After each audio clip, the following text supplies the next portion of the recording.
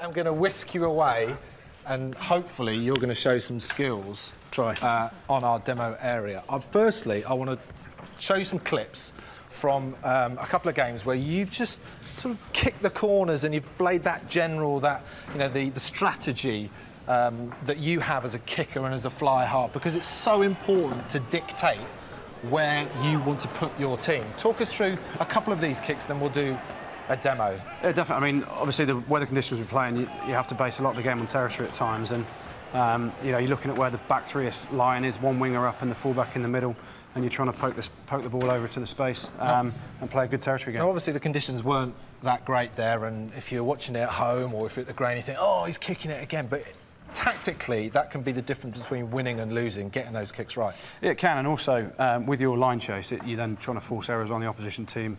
You get the territory, and that's how you pick up points at times. And sometimes it's dull, but the way we play rugby in all sorts of different conditions here, it's a necessity as well. Right, enough talking. We have Roehampton Barbarians. You all right, boys? Everyone well? Yeah. Good, good. We're going to go through, try and replicate one of those clips, and Andy's going to talk through and hopefully have a really good view so we can put it into perspective. We've got a massive set of forwards. You see these? Yeah, I know it's hard to see, isn't it? But they are meant to be a massive set of forwards. We've got two defenders on the right-hand side, 3 on the left. Wingers, fullbacks, wave your arms at me, right there, OK. So, Andy, talk us through, what are your options when you see this on the field? Well, what you can see is, obviously, at the minute, the back 3 are all in the backfield, so there's no space to find behind them. They're covering all the kicks. So what you need to do, you've got a ruck in midfield, you look outside, you've got 2 or 3 attackers outside you, and what you want to try and do is take the ball on the bounce coming around the corner. 3 attackers outside you, you're trying to manipulate the back 3. You make it look as if you're going to run the ball with your attacking threats outside, which, as you sweep round the corner on the bounce, you come in, that winger sees that, sees the attacking threat, sees our overlap, and he makes his way up. That normally means the fullback will hedge his bets and move over, but as he's coming up and you're shaping to pass, you can see the space out the corner of your eye, and you're just putting it over there. Beautiful. Oh, well. Delightful catch there, delightful catch, very nice.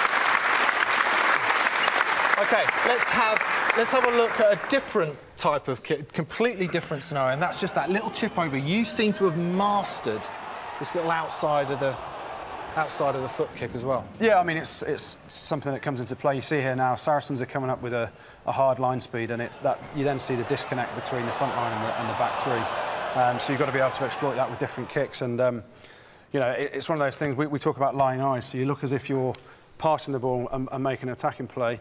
Your eyes are that way, but you can see the space out of your peripheral vision there. Now, one of the demos, actually, a couple of weeks ago, Austin was talking about that and how important it is to watch people's eyes, and you can fool people by looking in the wrong direction and doing something off to the right. Let's have a, come on, let's wind back the clock a little bit. I was at 9, you were at 10. A few years ago, that. It was only a couple of years ago. So I'm passing the ball to you. You see the defence are coming up really quick and pressing hard like Saracens do. What are the options now? As you can see now, you're on the 45, making it look as if 45-degree angle, making it look as if you're making a pass, an attacking play. There's now a big disconnect because Saracens have come up so hard, and you just literally tilt the ball on the angle, and you're looking to pass, but you put a kick in off the outside of the boot. Look at the size of him go! Look at him! Look at him!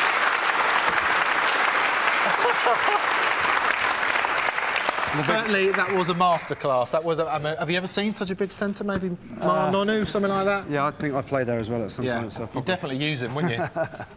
Now, lots of kids watch the show. Lots of aspiring 10s watch the show. Maybe one simple tip that a fly-half can always just take with him for the rest of his career. I think we can get technical about every kick, and you can analyse it to the nth degree. But the big thing for me is when you make the decision to kick. Whatever kick you make, whether it's a spiral or an end over end, you have to commit to it fully. And what we all try and do is get our weight right through the ball. Obviously, I've got a fair bit of that to get through, so it makes the ball fly a bit. I think you're looking good, to be perfectly honest.